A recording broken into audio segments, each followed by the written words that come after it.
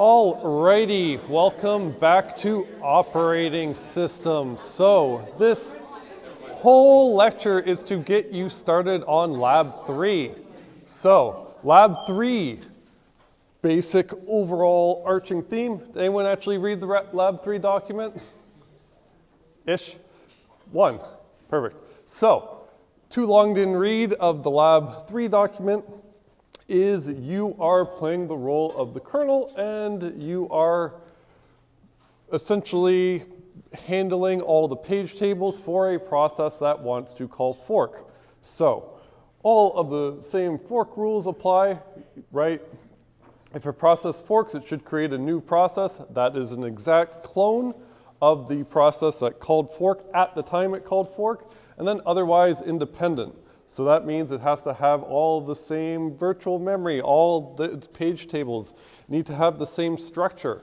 The only difference is that they should be referring to different physical memory that initially starts off as a copy, and past that, they should have their own independent set of page tables and all independent set of data.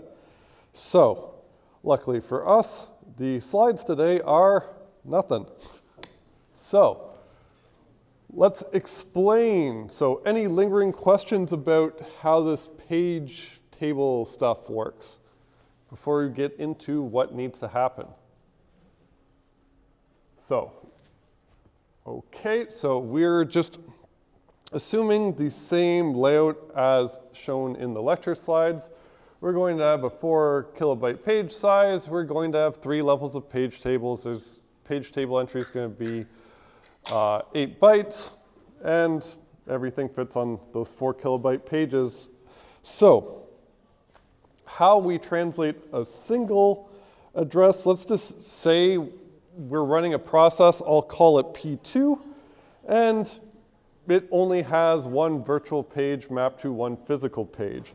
So, in order to do something like that, let's assume that the address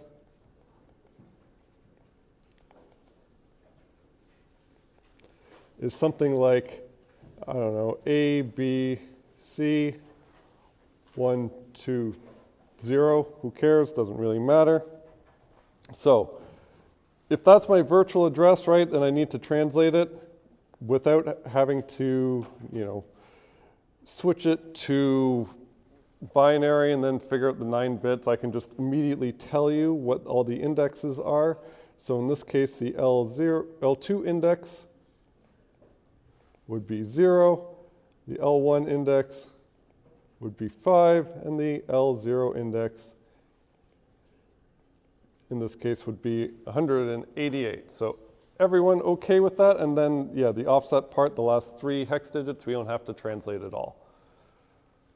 So luckily for you, this lab, I have a whole bunch of helper functions. So to get the index of anything, you don't need to do any work. You can just call a function, takes a virtual address, takes a level, and will spit you out whatever index you need.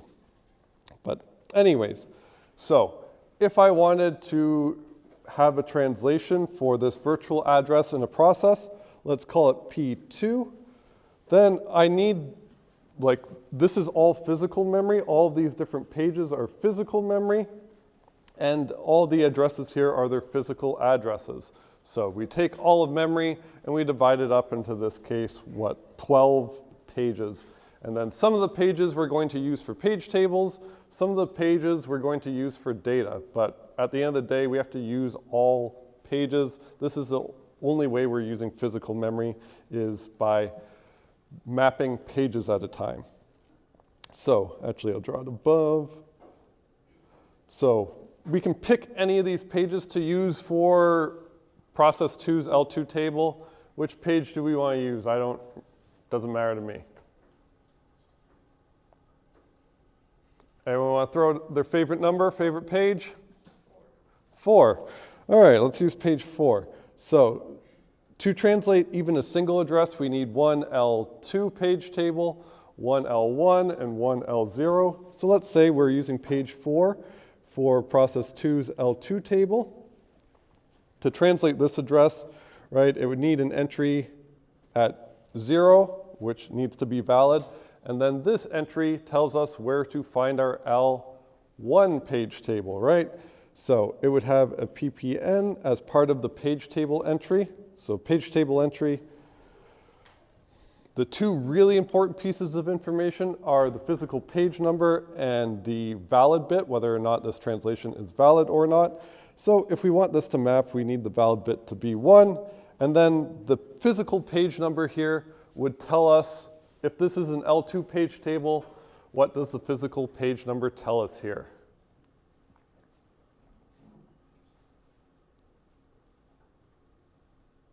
Yeah. Yeah, where the L1 page table is, right? So I need an L1 page table. Let's just make it easy and say that it lives at physical page 5, which would be this one. So maybe we use this page for our process 2's L1 page table. Or to translate this address, it probably needs an entry at index 5, the physical page number. That is telling us where to go to find the L0 page table. Let's just, for argument's sake, say it's at 6 and it is valid. So it would look something like this. Everyone still okay with me? All right, so then eventually, so we have P2's L0 page table. It's currently, to translate this specific address, would be at page 6. It would probably, hopefully, have an entry at 188. And then this, since it is the L0 page table, this would give us our final translation for this whole virtual page number, this ABC part here. So it can live anywhere, doesn't matter. Let's say it lives at physical page 3. So that means that this is P2's data, specifically in this case for VPN ABC. So everyone okay with that? Seems a little bit wasteful, 3 pages just to map one data page, but remember eventually that this one can hold up to 512 entries, so it could point to 511 more, which would mean we have a lot less overhead. So it's 512 pages to 3 pages to keep track of the mappings. Just looks slightly bad because we're only doing a single mapping. But any questions about this? So let's draw more arrows. Something like that. All right, so let's assume this address, I'll just move the title up here. So let's assume this address, some data on a page, it's accessing an integer or something called x. So I'll just pretend this little blob is 4 bytes, and I'll just say it's x and then write whatever its value is. So say it had the variable x that was equal to 1. So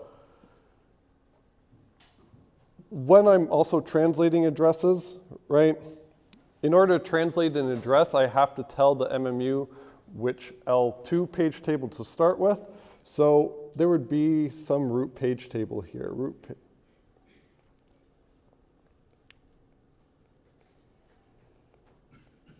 So in this case, for process 2, what would be my root page table? Or where would it be located?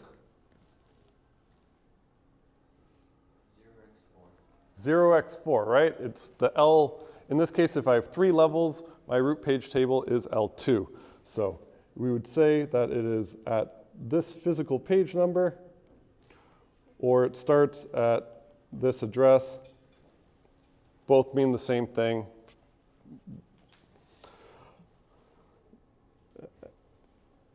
Just because they're always page aligned.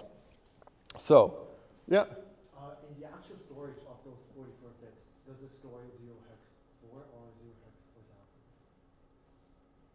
In the actual storage, so the page table entry only stores a ppn, so it'd be 0x4. Yeah, but the root page table, it could be registered, could just point to an address instead of a ppn, kind of depends on the system. Doesn't really matter. For this lab, it's like a full address, but you should be able to translate an address to a physical page number. Just cut off the last 3 hex digits. So let's assume we got this. Whoops. All right, so if I want to fork, so I want to create a new process. Let's do it in orange. So if I have a new process, I need, in that new process, in this scenario, would there be a variable called x? Just high level generally. If you fork and some process has an x and it's equal to 1, does the new process have an x equal to 1? Yes, okay. So should the new process, let's just say that it just shared the same root table, should the new process be able to modify memory on that page? No, it at minimum needs its own, right? So if we fork, part of our job is we have to grab a new page somewhere and then make a copy of it for the new process. So I'm assuming we're creating fork, creating, wow, that is great writing, eh? Fork creating P3. So I need to make a copy of every single data page it is using in the naive approach, and then it would have the same value, same everything, so it'd have the same offset for using that x, and that x should be equal to 1. So now this new process, if it uses the same virtual page number, it should eventually map to this data, right? Instead of P2's data, because they should be independent. So do I need a new set of page tables for P3? Specifically, do I need a new L2? Yes, right? Otherwise, if I just, for P3, if I used this as my L2 and I translated that virtual address, which page would it take me to? 3, right? Which is L2's data, not P3's data. Right? If I just use the same page table, it would go through all the same motions, give me the exact same physical address. So everyone, yeah?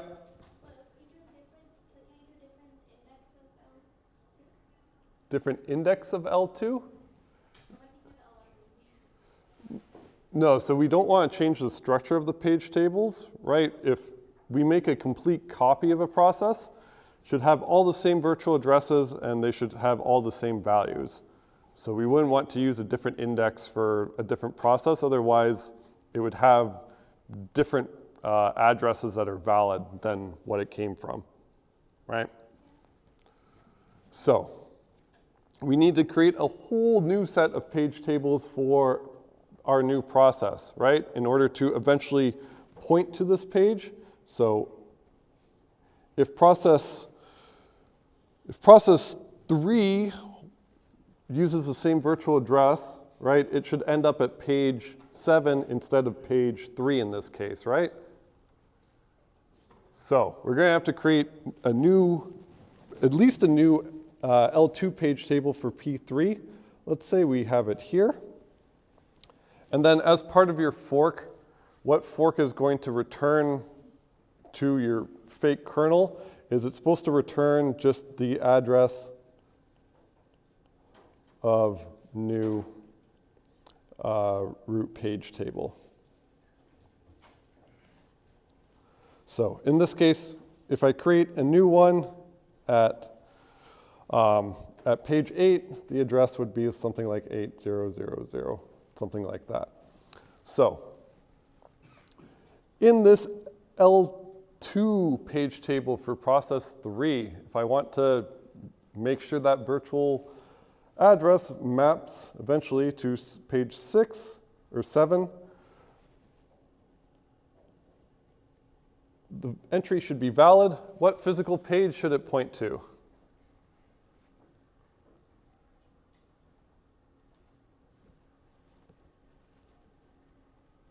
Yeah. Page 5? Page 5. So something like that. Got some head shaking, yeah? Should it point to a new L1? Yeah, it should point to a new L1, right? Because what happens if it points to 5?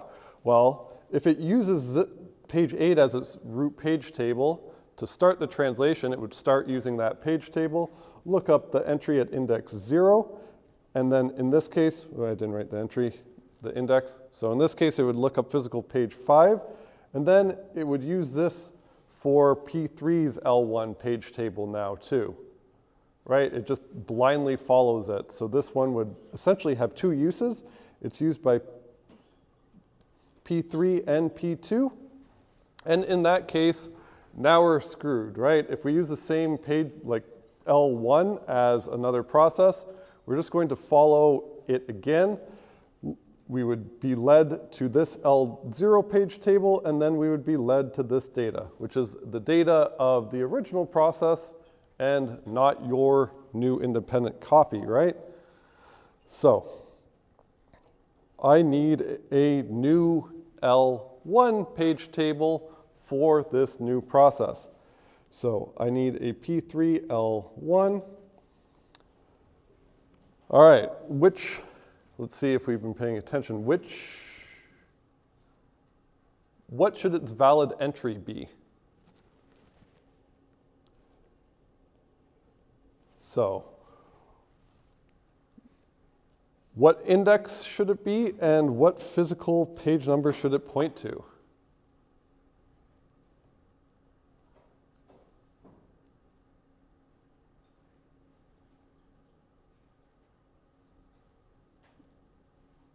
Index, yep. Point at 7?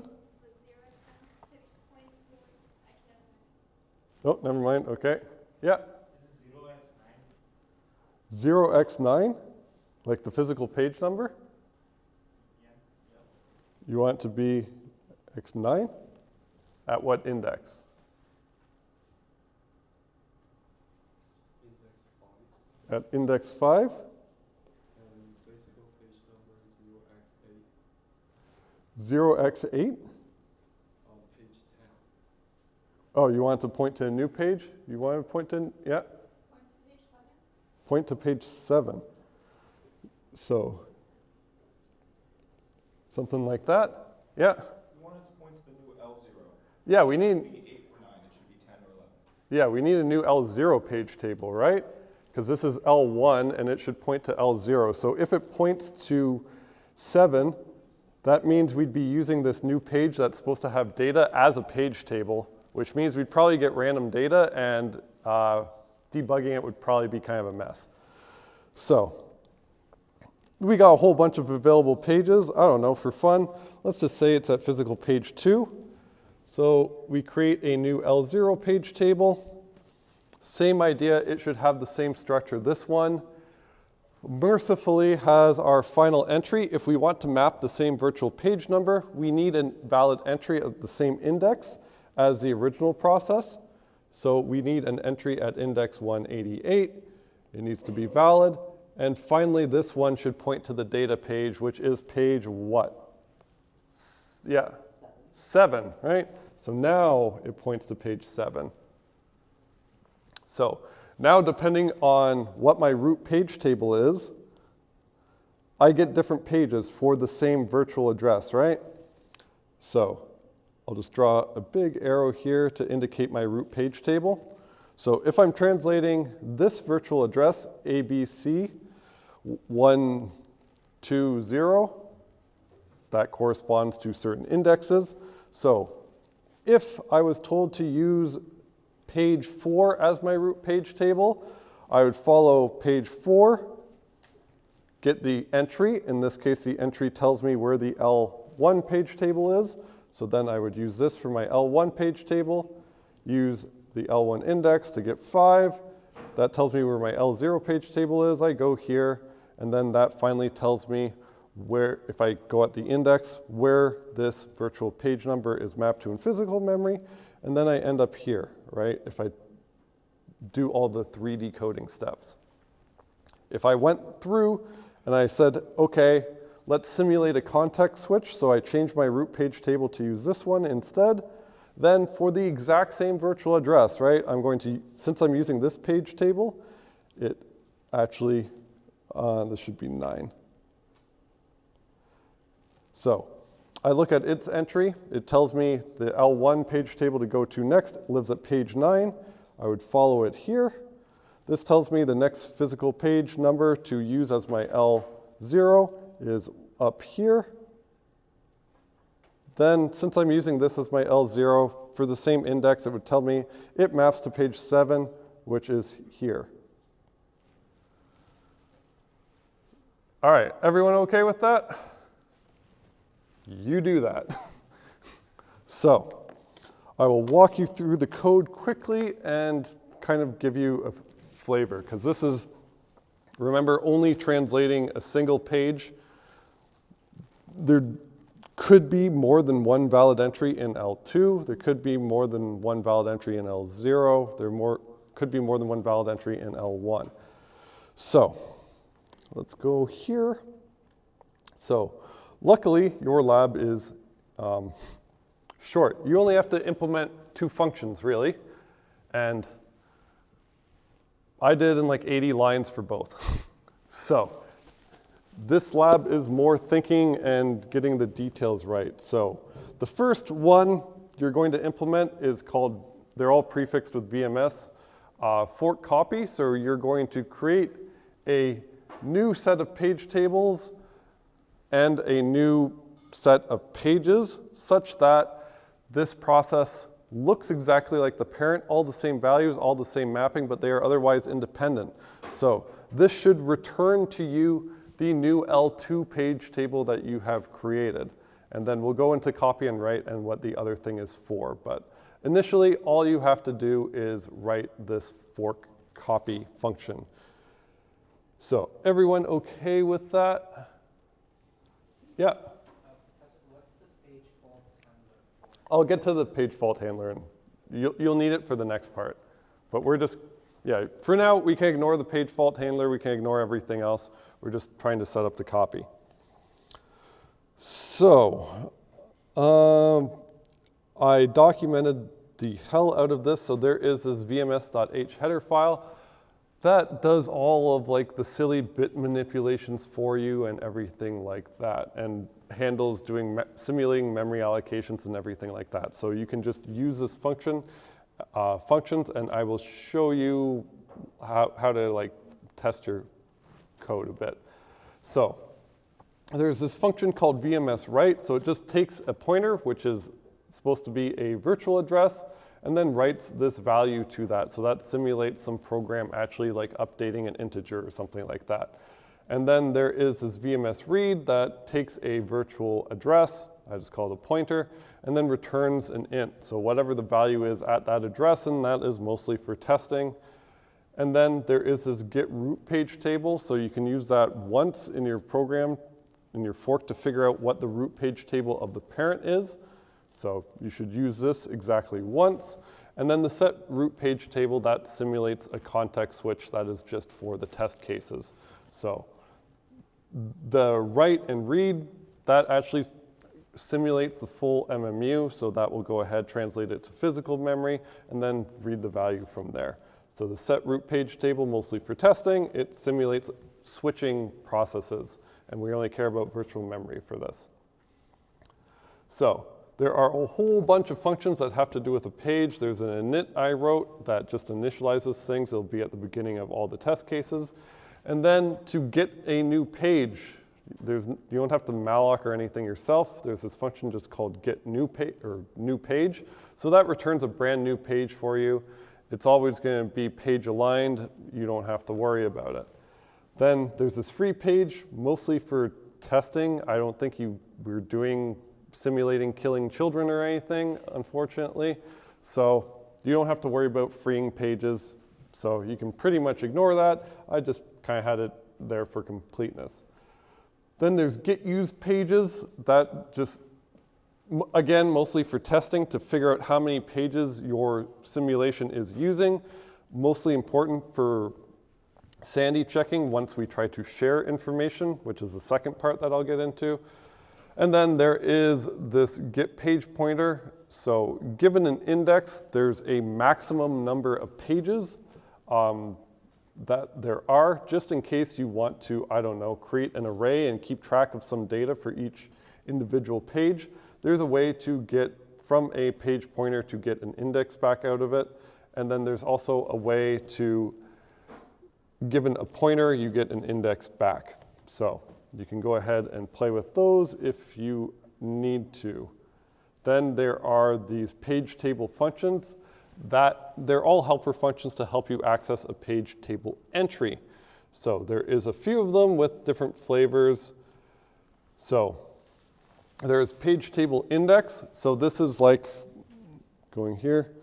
This essentially will do this calculation for you to figure out the indexes. So it takes two parameters, the virtual address and then the index to use. So, whoops. So it takes two parameters, this virtual address and then the index to use. So in this case, it would be like L2. If I want to get 0 back, I pass the level as 1. If I want to get 5 back, the level is 0 if I want to get 188 back. So probably not super useful to you, but it's there, mostly for internal uses. And then there is this get page table entry from an index. So given a page table and an index, it will return to you a page table entry. Page table entries are 8 bytes. So I represent them with this uint64 type. It's just an unsigned 4 or 8 byte value, and they're all done by pointers because there'll be a bunch of helper functions that update that value for you. So this will give you a pointer to a page table entry. Then here, this page table get entry, so basically just a long version of it. So given a page table and virtual address and its level, it's just a little helper function that will figure out what index it needs to go to and then actually get the entry for you. So just in case you need whatever one you want to use. And then there's two little helper functions that, given a PPN, it converts it to a pointer to a page. Basically, it'll just shift things by those 3 hex digits. And then there's given a page, so which is a pointer, so an address to a page, it will just give you a PPN, which just shifts it 3 hex digits the other way. Then there are all these page table entry functions. So there are 4 bits that these will set for you. So for instance, one of the bits we know that has to be there is a valid bit. So there are 3 functions for each bit, a clear, which will set it to 0, save you from having to do any bitwise manipulation. It uses the RISC-V page table entry layout that was in the lecture. So clear will set it to 0, set will set it to 1, and then this function will just return the current value of that flag. So it will return either a 0 or a 1, whether this flag is valid or not. Then the other bits there are read. So is a process actually allowed to read from this page? A write is allowed to write to this page. And then a custom bit, which you will not need for the copy portion, but you will need a bit later that we'll get into. And then this is how you get a physical page number out of the page table entry. And then other than that, it's just the 2 functions that you have to implement yourself. So everyone good with the quick little walkthrough? Okay, so you'll be modifying just this vms.c file. And I also provided this main.c file in order to let you know the test case infrastructure is a bit strange, so just running the binaries doesn't work as well. So I provided the starter main.c, so this just gets compiled into build VMS, not used for grading or anything like that, but it will help you test your program. You can write your own little tests here.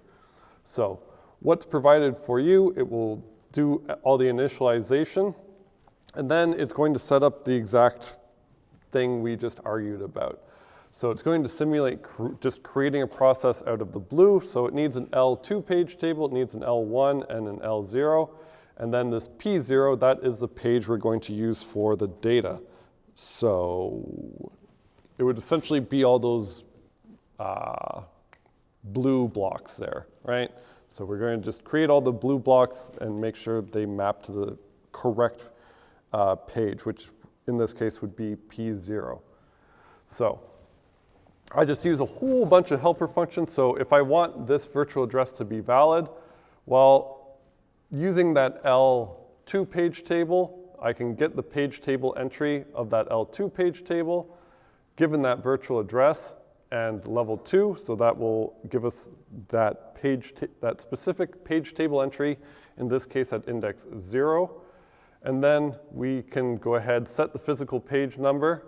So here I set the physical page number of that L2 entry to point to my L1 page table, right? So this will convert the page I got back to a PPN because it just stores the PPN of the L1 page table. And then I set it valid. So everyone okay about that? So that's just setting the PPN in the valid bit. All right. Then for this virtual address, I get whatever L1 entry would get used specifically for this virtual address at level 1. Then using that page table entry, I set its PPN to point to L0, so the L0 I just created, and then I set the valid bit, so I set it equal to 1 to tell the MMU that this is actually a valid translation. Then I get the L0 entry, and then this actually maps to that page that I'm going to use for data. So here I set the PPN to point to that new page I just allocated. So this P0 just came from a new page. And then since this is memory you're going to use, it needs to have like read and write bits set. So in this case, I set the valid bit. This is a valid translation. I set the read bit, so the program's actually allowed to read this page of memory. And then the write bit, it's also allowed to write to this page of memory. Then I set the root page table. This essentially would be done by the operating system. This means that this process is currently running now. So any questions about this? All right, so I should be able to translate that address. So this VMS write just simulates writing a value to that address. So if I write the value 1 to that address, and then in this print statement, it reads it, what should I read? 1, right? I hope if I write 1 to that address and then I read from it, unless I've royally screwed up, I should read 1. And then if I write the value 2 to it and then read it, I should get what? 2, unless I have royally screwed up, right? So given that this doesn't even call our code, whoops. Oh, we're in the wrong directory, VMS. So given that we haven't actually implemented anything, we can run this build VMS, and it should tell us that it gives a bit of information, so it tells us exactly what the virtual address we are reading from here. So we read it twice. First time it was 1, second time it was 2. No page faults, nothing bad. So all good? Okay. So how it's used in test cases is, let's say we simulate a fork. So I set the root page table. I'm assuming this process is running. And then maybe to simulate a calling fork, maybe I do something like this. So I would call your fork copy. So this should return a new L2 page table to the newly created process, which should be a complete clone of the parent. So it should be, in this case, if we did it for P3, I should get address 8000, my new root page table for this process, this big page here. And then if I use it, it should be independent after that point, right? So here I just simulate forking, and then let's be more interesting. So let's say the original process, which is still running, has written the value 1 and then read that value of 1. So whenever I fork, I create a new child. If it read that value, what value should it read? 1, right? If it's an exact copy. So it should read the value of 1. Should it even read the value of, what should it read if it actually, let's simulate this. Whoops. So let's simulate, L, or the first process updates the value after the fork, and then we simulate context switching. So we simulate context switching to our newly created process. So in this case, we fork. The same process, the parent process, if you will, updates the value of 2 and then reads from it. So it should read 2, right? What about we simulate a context switch to the child, and it reads the same virtual address. What value should it read? 1, got 1s? 1s, right? So it should be an exact clone at the time of the fork that the value at that address was a 1. So it should be a 1 in the child. So let's look at our implementation. So this implementation just spits out whatever the current process's root page table is. So if I run this now, will I see my intended result? Will I see read 1, 2, 1? Well, let's see. So I read 1, 2, 2. Right? Why is that?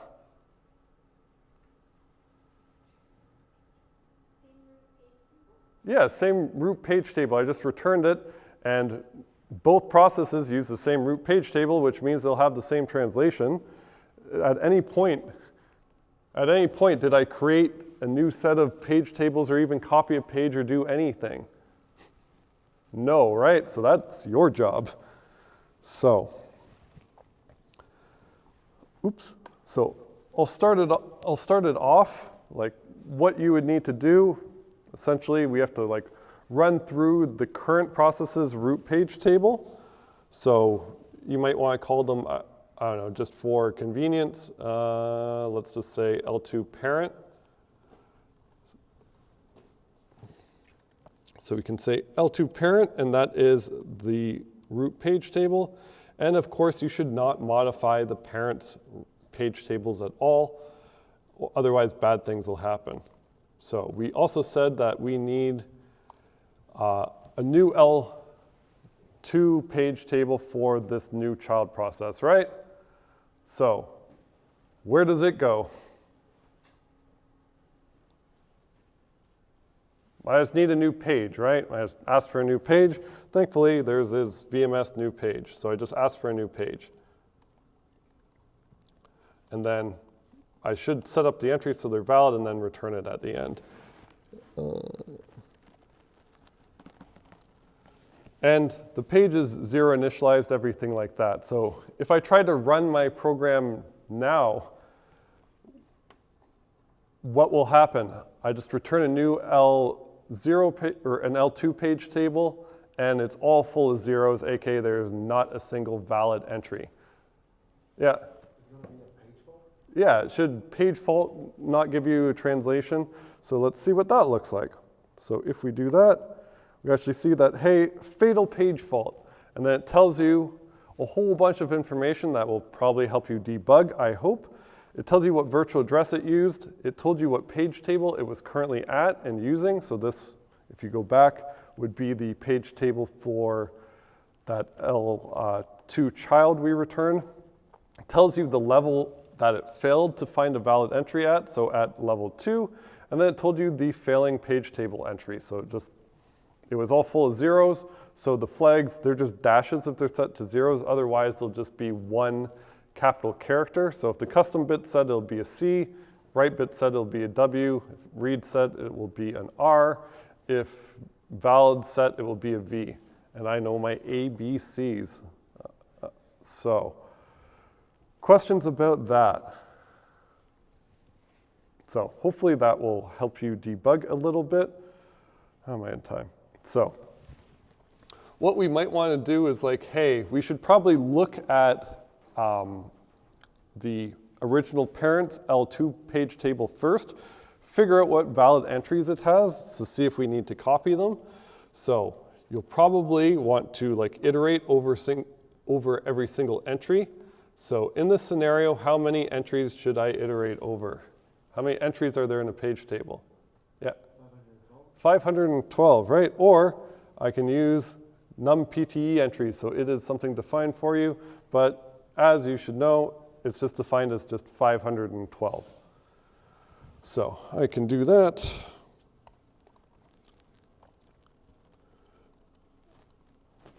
Plus I. All right, so if I do that and I want to look at every single entry, well, an entry is just a pointer to this uint64 type. So let's just call it an entry. And then there is this get page table entry. So it takes a page table. If I want to look at the parents, it's just the parent. And then the index I want to look for is, well, just whatever I is in that loop. I want to loop over everything, right? And then I can do something like, I don't know, printf. Say I wanted to just print, I just wanted to print all their value or what the page table entry looks like. I have this print page table entry for you. So we could do something like that. So now, if I run this, I should see all of the page table entries from the original process before I just crash and burn in a fire, right? So if I run it now, I can see them all, and then see that every single index is invalid, invalid, invalid until I get to 0, which actually pointed somewhere, and it had a valid bit set. So what you probably want to do is like, hey, I should probably only create new page tables. I have to set up the same structure, so I only have to do something if it's pointing to a valid entry, right? So for each valid entry I see, that points to an L1 page table, and I need to create a new L1 page table for this new process, as many as I find that are valid, right? So if I want to filter out the valid ones, I can do something like, hey, if it's not valid, it's called valid, whoops. So if this current entry is not valid, then I could just like skip it for this iteration of the loop. So now if I run this, I can figure out that, hey, it only has one valid entry. It was at page 0. And then you just have to extend this a little bit. Make sure you copy, like when you reach the end, you copy the data, copy it to a new page. And then otherwise, it's pretty much just a for loop. So this should be like hopefully 20 lines. So you should be able to start this immediately and finish this part, because this is not the challenging part. So is everyone okay with this before I describe the challenging part? All right, so the challenging part is we are going to share some memory, and it will be fun. Whoops. So I'll just shortcut whatever happened before. So let's just say we have P2, it has an L2, has an L1, P2 also has an L0, and say we have a data page here. So same thing, we'll just argue about translating a single virtual page. So I'll omit the indexes and everything like that. So everyone okay with that setup from before? Okay, so for part 2, the challenging part, you are going to implement copy on write. And this is the reason why forking is actually quite fast. So you're going to, again, give me back a new L2 page table that should be used for this new process. The only difference is that it should by default share the data pages with the process that forked it. So if we have P3, it should get its own complete set of page tables. Trying to share page tables is a nightmare and probably will not work and not lead to much benefit for the amount of effort you have to put in. So we'll just create a new set of a new L2 page table, a new set of L1s, and a new set of L0s. In this case, we only create one. So we did this, right? So before we pointed to a completely new page and it was a copy of the old one, yada, yada, yada. What we are doing now instead is by default, we are going to share this page. So this is okay as long as after the fact both processes are only reading. It could be shared, right? No one's modifying it. No one can tell they're actually sharing physical memory. No harm, no foul, until one decides to update it. And then we have to make a copy only then. So we are trying to delay that as long as possible. So let's say, I don't know, process 3 tries to update the value. So if process 3 tried to update that value, well, it can't update that shared page because then it would change it for process 2. So only when it tries to write, it should create a new page for itself and then do that update. So how this is going to work is you will take advantage of this page fault handler. So this page fault handler will alert you when a page fault has happened and give you a chance to fix it. So it'll give you a chance to modify the page table entry, modify the page tables in order to create a valid translation, and then it will try that translation exactly one more time. So if you fix it up so that it actually doesn't cause a fatal page fault, it will just do its normal thing. So what should happen is, going back, so whenever, in this case, say we're sharing page 3, whenever process 3, if we're using that, so its root page table is what, 4 up here. As soon as it tries to write, a page fault should be generated in order so you can react to it. And then it should actually copy the data then, and then fix it up so that in here, oops, in its L0 page table, right, it's pointing to that new page. So how you are going to accomplish this is, well, if you are sharing data, even if this page was writable before, you have to turn the write bit off. So if it's shared, you have to turn the write bit off. That way, if someone tries to update it, you'll get a page fault, right? Even if it's a valid translation. Then you can fix it. So there's going to be some implementation here that you have to keep track of. So if it's shared, if you write to it, well then, you have to create a new page for that. And then with this new page, you better make sure that your page table entry here has the write bit set to 1 so it can actually perform the write on the new page once it is safe to do so. Any questions fundamentally about that? Yeah? When you switch the page table, the original one that was shared, should you then send all of the data from not being able to write to being able to write? So you shouldn't modify, yeah, I get your question. So in this case, like you're asking what happens to process 2's data page, should I make it writable? So what you should do, you shouldn't modify that another process's page tables. So it would be left alone, and that one would still be kind of shared. But when it tries to access it, yeah, you might be like, oh, well, this is the only process using it, so it should be safe to turn the write back on if you're the only one using it. So you will have to do that. So in order to keep track of that, you should probably create like a global variable that keeps track of the number of references to a page. Yeah? Is the write bit on before the orange process, before we fork, and then once we fork, the write bit turns off? Is that correct? So if a page is shared, you want the write bit off so that you get a page fault and then you can do the copying.